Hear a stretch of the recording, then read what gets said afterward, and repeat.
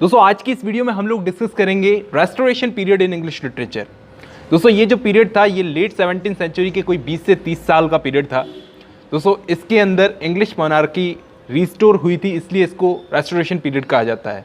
जब Charles first को execute कर दिया गया था और चार्ल्स सेकंड ने वापस इंग्लैंड आकर के गद्दी संभाली थी, राजगद्दी संभाली थी, इसलिए दोस्तों इसको रेस्टोरेशन पीरियड कहा जाता है।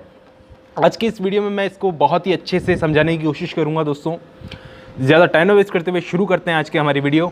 सबसे पहले तो दोस्तों मैं आपको इस एज की एग्जैक्ट डेट बता देता हूं जो ज़्यादातर लोग मानते हैं। 1660 से लेकर के 1688 तक इस एज को इंग्लिश लिटरेचर में रेस्टोरेशन एज बोला जाता है।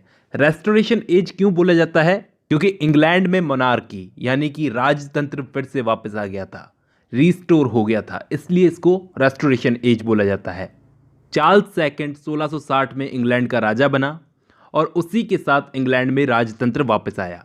लेकिन इसको मैं पढ़ा तो दूंगा दोस्तों, जैसे हर कोई पढ़ाता है कि 1660 से लेकर के 1688 के बीच में क्या हुआ, क्यों ये रेस्टोरेशन पीरियड है। लेकिन हमको इसका बैकग्राउंड भी जानना पड़ेगा कि राजतंत्र खत्म कैसे हुआ था इंग्लैंड से। इसके लिए आपको पहले एलिजाबेथन एज के बारे में पता होना चाहिए। दोस्तों एलिजाबेथन एज पर मैंने पिछली वाली वीडियो बनाई थी, अगर आपने वो देखी हो तो मैंने आपको बताया था 1603 में क्वीन एलिजाबेथ फर्स्ट की डेथ हो गई। उसके बाद एलिजाबेथ फर्स्ट की डेथ के बाद में इंग्लैंड में 1603 से लेकर के 1625 तक जेम्स फर्स्ट राजा बन गया। जेम्स फर्स्ट के राज को कहा जाता है जैकोबियन एज। और दोस्तों इस एज में, जैकोबियन एज में, शेक्सपियर ने बड़े बड़े प्लेज लिखे, यानी कि ये शेक्सपियर के लिए बहुत ही अच्छी एज थी। इसी टाइम पर शेक्सपियर के बड़े बड़े प्लेज आए, यानी कि ट्रेजेडीज आई, और इसके बाद इसी टाइम पर शेक्सपियर का करियर भी खत्म हो गया और 1616 में शेक्सपियर की डेथ भी हो गई। शेक्सपियर की डेथ के बाद में दोस्तों ड्रामा में सबसे बड़ा नाम रह गया बेन जॉनसन का। इसके बाद में बहुत से लोगों ने जॉनसन की कॉमेडी के स्टाइल को कॉपी किया, उससे सीखा। अब दोस्तों 1625 में ये जैकोबियन एज खत्म हो गई। इसके बाद जेम्स फर्स्ट का घमंडी बेटा चार्ल्स फर्स्ट इंग्लैंड का राजा बना।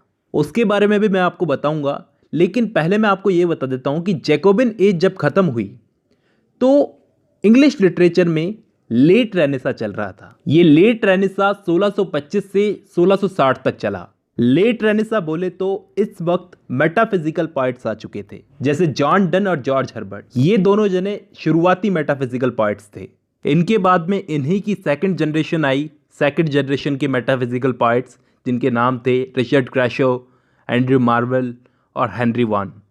अब दोस्तों चार्ल्स फर्स्ट जब इंग्लैंड का राजा था तो उस वक्त इंग्लैंड में एक घटना हुई, सिविल वॉर हुआ इंग्लैंड में, क्योंकि ये बहुत ही घमंडी था और इसके स्वभाव को पब्लिक पसंद नहीं करती थी। तो इंग्लैंड में 1642 से लेकर के 1651 तक सिविल वॉर हो गया और इस बीच 1649 में 1649 में चार्ल्स फर्स्ट को मार दिया गया। यहां दोस्तों एक बात और नोट कर लो कि कुछ पोएट्स ऐसे भी थे जो चार्ल्स फर्स्ट को सपोर्ट करते थे, जिनको कैवेलियर पोएट्स बोला जाता था। अब दोस्तों ये कैवेलियर पोएट्स क्यों चार्ल्स फर्स्ट को इतना सपोर्ट करते थे? क्योंकि ये खुद भी ऊंची क्लास के थे और कुछ तो इनमें से चार्ल्स फर्स्ट के दरबारी भी थे। अब दोस्तों इस वक्त एक चीज़ और ध्यान रखना, रेनेसा खत्म हो रहा था। रेनेसा इस वक्त खत्म हो रहा था और इस खत्म होते रेनेसा के सबसे ग्रेट पोएट थे जॉन मिल्टन।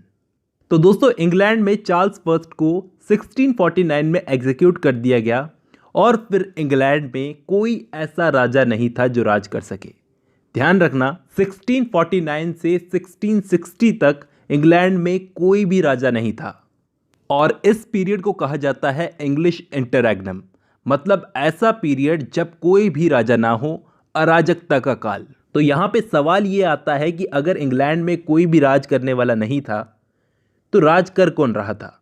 तो दोस्तों पार्लियामेंट और रिलीजन अलग अलग हाथों में गई सत्ता, यानी इस वक्त पावर आ गई प्यूरिटन्स के कंट्रोल में। पार्लियामेंट में एक बंदा अपॉइंट हुआ जिसका नाम था ओलिवर क्रॉमवेल। दोस्तों नाम याद रखना, ओलिवर क्रॉमवेल, जिसने 1653 से 1658 तक इंग्लैंड को बांध के रखा। लेकिन इसके टाइम पर इंग्लैंड की जनता खुश नहीं थी, उन पर रिलीजन को जबरदस्ती लादा जा रहा था। क्रॉमवेल लिबरेटर बनता बनता डिक्टेटर बनता जा रहा था, यानी कि तानाशाह बनता जा रहा था। लेकिन उसका राज ज़्यादा नहीं चला। 1658 में उसकी डेथ हो गई और उसके बाद में प्यूरिटन्स की ताकत हो गई कमज़ोर, क्योंकि इस ओलिवर क्रॉमवेल का बेटा रिचर्ड इतना लायक नहीं था। उसको राजपाट में कोई इंटरेस्ट नहीं था। वो मुश्किल से खींच के 8 महीने तक राज चला पाया, शासन को झेल पाया, और वो खुद भी राज नहीं करना चाहता था। तो अब कोई और ऑप्शन नहीं था। 1660 में 1660 में चार्ल्स फर्स्ट के बेटे चार्ल्स सेकंड को ही वापस बुलाना पड़ा। दोस्तों, जब ये 20 साल का था चार्ल्स सेकंड, तब इसको इंग्लैंड से भगा दिया गया था, लेकिन ये फ्रांस में था तो इसको वापस बुलाया गया। ये वापस इंग्लैंड आया 1660 में, और इंग्लैंड में वापस राजपाट लाया, मोनार्की लाया, और मोनार्की यहाँ पे रिस्टोर हुई 1660 में। तो इसी को हम रेस्टोरेशन पीरियड कहते हैं। यहाँ से रेस्टोरेशन पीरियड की शुरुआत हुई। हिस्ट्री दोस्तों पता होनी चाहिए, तभी जाकर के आगे की कहानी समझ में आएगी। अब दोस्तों, चार्ल्स सेकंड अपने फादर चार्ल्स फर्स्ट जैसा नहीं था। वो थोड़ा अलग था, वो बहुत अलग था, क्योंकि चार्ल्स फर्स्ट बहुत घमंडी था। चार्ल्स सेकंड जो था वो लिटरेचर में इंटरेस्ट रखता था, वो थिएटर में इंटरेस्ट रखता था, वो फ्रांस से बहुत कुछ लाया। सबसे बड़ी चीज़ तो लिटरेचर में वो नयापन लाया। यहाँ इंग्लैंड में प्यूरिटन्स के टाइम पर थिएटर 18 सालों के लिए बंद हो गए थे। इसने उन थिएटर्स को वापस खुलवाया। सबसे पहला काम तो इसने क्या किया, थिएटर्स खुलवाने का। लेकिन इसी के साथ ये दोस्तों अय्याश भी बहुत था। अब दोस्तों, पॉलिटिक्स के बारे में मैंने आपको बहुत बता दिया, अब मैं लिटरेचर की बात करता हूँ। दोस्तों, लेट रेनेसा के ग्रेट पोएट थे जॉन मिल्टन। भले ही वो लेट रेनेसा से बिलोंग करते थे, लेकिन वो रेस्टोरेशन पीरियड से भी बिलोंग करते थे, क्योंकि उनके ग्रेट वर्क्स जैसे पैराडाइज लॉस्ट वो रेस्टोरेशन पीरियड में ही पब्लिश हुए थे। दोस्तों, जॉन मिल्टन रिलीजन पर भी लिखते थे और पॉलिटिक्स पर भी, लेकिन क्योंकि जॉन मिल्टन एक प्यूरिटन थे और वो राजतंत्र के खिलाफ थे, तो इनको भाग भाग कर छुप छुप कर अपनी ज़िंदगी जीनी पड़ी थी। और उसी पीरियड पे इन्होंने पैराडाइज लॉस्ट भी लिखी थी, और दोस्तों उसी पीरियड में इनकी आंखों की रोशनी भी चली गई थी, लेकिन बाद में इनको माफ़ कर दिया गया। मैंने पहले भी ये बात डिस्कस की है इनकी पोएम ऑन हिज ब्लाइंडनेस में। दोस्तों, ऐसे में एक और रिलीजियस पोएट थे इस वक्त के बहुत बड़े, जिनका नाम है जॉन बनियन, जिन्होंने अपनी एक रिलीजियस नोवेल लिखी थी द पिलग्रिम्स प्रोग्रेस। इसकी डिमांड आप ही में से बहुत सारे व्यूअर्स कर रहे हैं कि इस पर एक वीडियो बननी चाहिए, द पिलग्रिम्स प्रोग्रेस पर। दोस्तों, ये इसी टाइम पर लिखी गई थी, इसी रेस्टोरेशन एज में। अब दोस्तों, ये सब तो ठीक है, लेकिन अब मैं बहुत ही ज़रूरी बात करने जा रहा हूँ। रेस्टोरेशन पीरियड में इंग्लैंड का किंग था चार्ल्स सेकंड, लेकिन लिटरेचर का किंग था जॉन ड्राइडन। जॉन ड्राइडन का दोस्तों बाकी सारे ऑथर्स से सबसे बड़ा नाम था। जॉन ड्राइडन एक पोएट, लिटरेरी क्रिटिक और प्लेराइट थे। इन्होंने पूरे रेस्टोरेशन पीरियड के लिटरेचर को डोमिनेट किया, उस पर राज किया था इस पीरियड में बड़े बड़े वर्क्स लिखकर।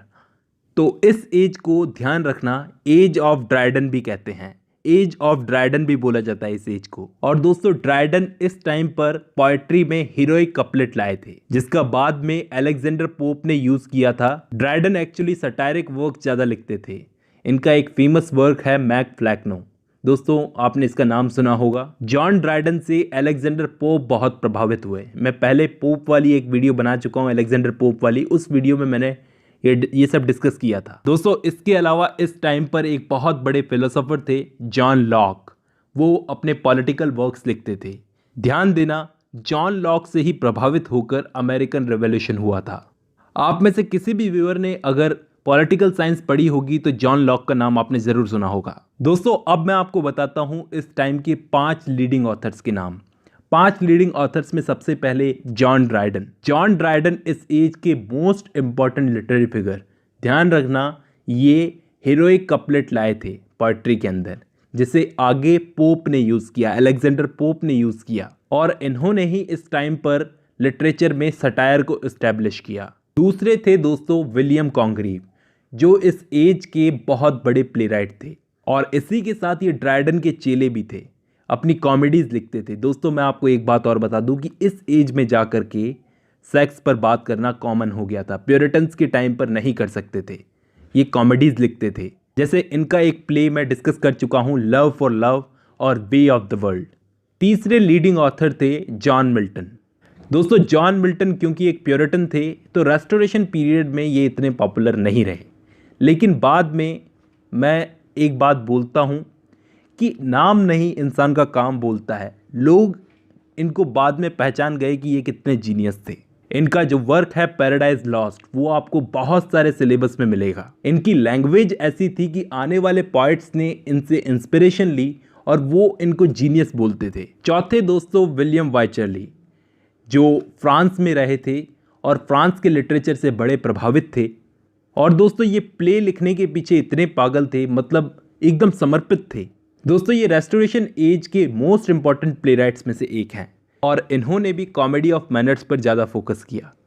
अब दोस्तों इनके दो सबसे फेमस प्लेज हैं द कंट्री वाइफ और द प्लेन डीलर। पांचवी दोस्तों सबसे ज़रूरी ऑथर एफ्रा बेन। दोस्तों ये बड़ी ही स्पेशल है क्योंकि पहली प्रोफेशनल वुमेन राइटर मानी जाती हैं ये इंग्लिश लिटरेचर में।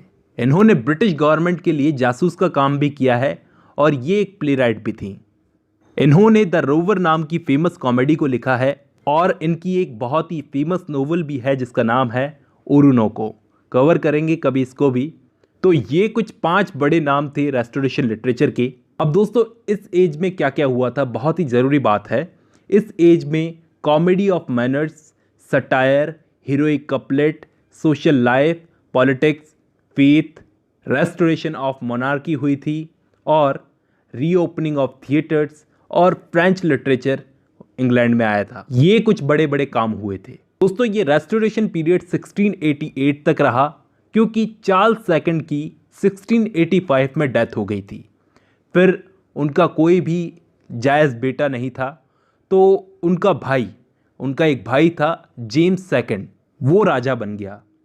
अब वो राजा बना तो हालांकि पब्लिक इसको भी पसंद नहीं करती थी क्योंकि ये एक रोमन कैथोलिक था और कट्टर आदमी था।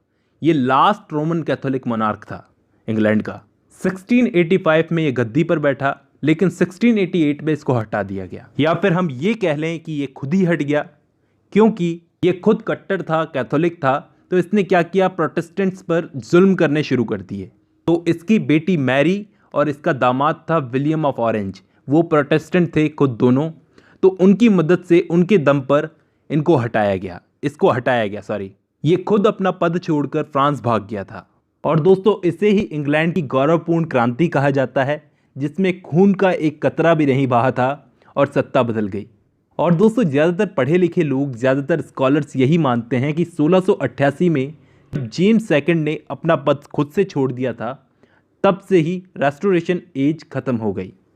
दोस्तों एक बात और बता देता हूँ वीडियो ख़त्म करते हुए, क्योंकि ये खुद रोमन कैथोलिक था तो ये प्रोटेस्टेंट्स पर जुल्म करता था। तो उस वक्त 1688 में ही इसका एक बेटा पैदा हुआ। तो जनता ये बात अच्छे से समझ गई, वो जानती थी कि उनको अब इस जेम्स सेकंड के बाद में कोई और रोमन कैथोलिक राजा नहीं चाहिए। तो उन्होंने खुद इसको हटाने की मांग की और दोस्तों ये फ्रांस भाग गया। इसके बाद रेस्टोरेशन एज ख़त्म हुई। इसके आगे की एज भी डिस्कस करेंगे। आज की वीडियो में बस इतना ही।